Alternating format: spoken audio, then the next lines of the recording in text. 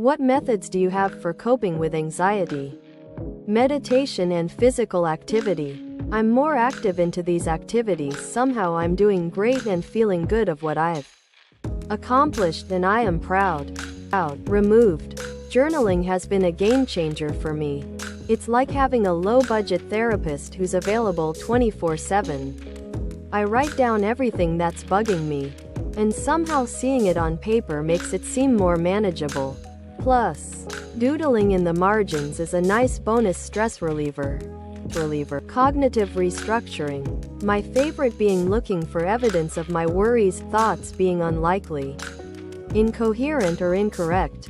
For example, my friends probably hate me. What evidence do I have that could prove this? What evidence do I have to prove that they, in fact, do not? Removed. When I'm sitting in the moment of anxiety, I do this. I breathe. A deep, long inhale. A comfortable, collapsing exhale. I focus on my breathing and my working lungs and not on whatever problem has triggered my anxiety. Once I feel calmer, I look at the problem that's causing the anxiety. I imagine the worst-case scenario. What if my deepest worry actually materialized? I then figure out what I would do if that actually happened. Once I realize that, even though it's not something I wish to go through, that there is a path out of it, I feel calmer and in more control. I think back to other times I've felt this way and the eventual outcome wasn't as difficult to deal with as I had imagined. For me, it's the loss of control and the unknown that causes my mental and emotional discomfort. Once I have an idea of a possible plan forward, it doesn't feel so scary. Hope this is of some help to you. As someone going through shit right now, thank you everyone. Edit. Didn't expect to get this much attention, but like I said below, I'll be okay. Life has its ups and downs, and this is just one stretch of the journey. Many people suggested meds and therapy. I'm a huge supporter of mental health meds and destroying the fucking stigma linked with taking them. I'll be okay. And if you're going through shit too, you'll be okay too. Sometimes we get bombarded and just need to take shelter for a bit for the danger to pass. Acutely or aggregately? Acutely. Try to focus on the present moment. Look around. Take some deep breaths. And assess that nothing is currently wrong or disastrous, etc., in that moment. Additionally, it may be helpful to engage in something such as a hobby, a walk, etc., to distract yourself. Aggregately, and hear me when I say this, do something that will fill your bucket, daily, weekly, etc. Your bucket will fill 2 to 3% each day, and be emptied out 1 to 2% from life's stupidities. 6 months will go by and you'll be 30 to 40% better. 12 to 18 months will go by and you'll be 90% better. Just trust the process and take care of yourself and never give up. What's a red flag everyone should be aware of when attending a job interview?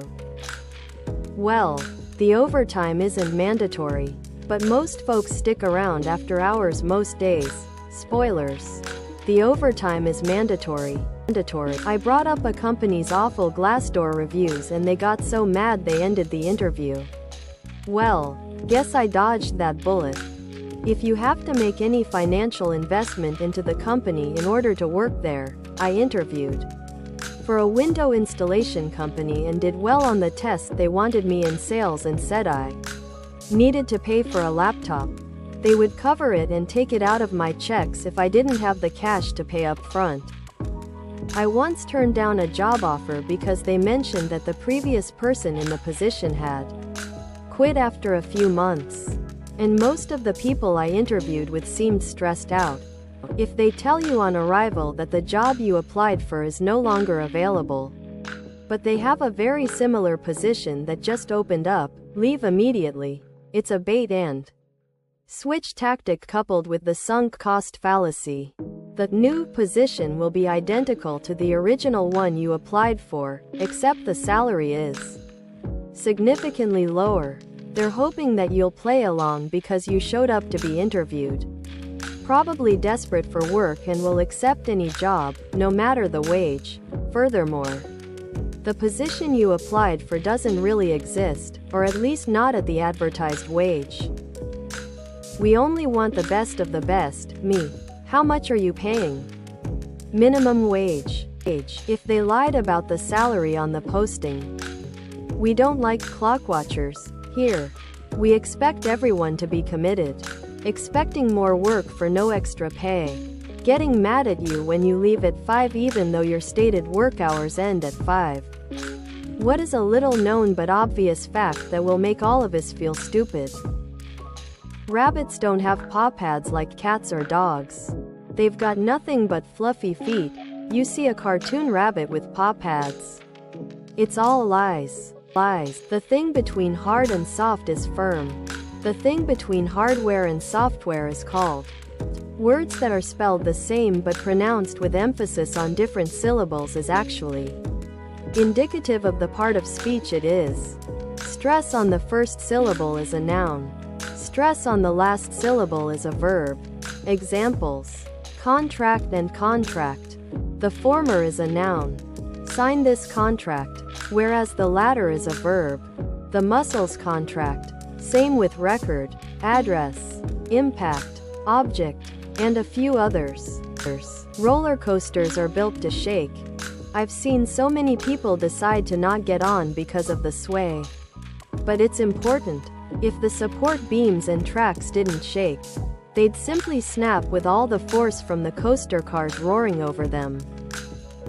The component parts of the word helicopter are not heli and copter. It's helico, meaning spiral-shaped, like the word helix, and pter, meaning wing, as in pterodactyl.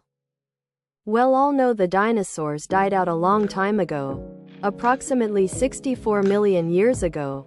But what's even longer? They roamed the Earth for over 120 million years. The Stegosaurus went extinct 80 million years before the T-Rex even existed. Percentages are reversible. 8% of 25 is the same as 25% of 8, and one of them is much easier to do in your head. A caterpillar doesn't just grow wings on its wiggly body. Inside its cocoon, it breaks down into a gooey substance, keeping only a few key parts. From this goo, its body is rebuilt into a butterfly, complete with wings. What is something that is extremely inappropriate but kids still watch it without parents? Permission marketed towards kids? The entirety of social media. Anybody remember Ren and Stimpy? I can't believe I was allowed to watch that shit. South Park originally. Family Guy more recently. Family Guy actually acknowledged its true audience in one episode. Peter goes, "Oh, you don't know who Joe Pesci is because you're 14, and then he picks him up and goes, in the 90s. This was considered a tough guy. And Rockstar definitely knows that minors make up a huge percent of their Grand Theft Auto player base. Ren and Stimpy gave me nightmares. Powdered Toast Man. YouTube videos. Few parents don't know how to put parental control over the app. When I was a kid, my parents wouldn't let me watch Smurfs because Gargamel practiced sorcery. But they were totally fine with me seeing Dan Aykroyd get an invisible ghost BJ in Ghostbusters. Happy Tree Friends. The flop that was the * Borderlands movie did reshoots to accommodate a PG-13 rating. This is despite every game except the side story Tiny Tina's Wonderlands being rated M.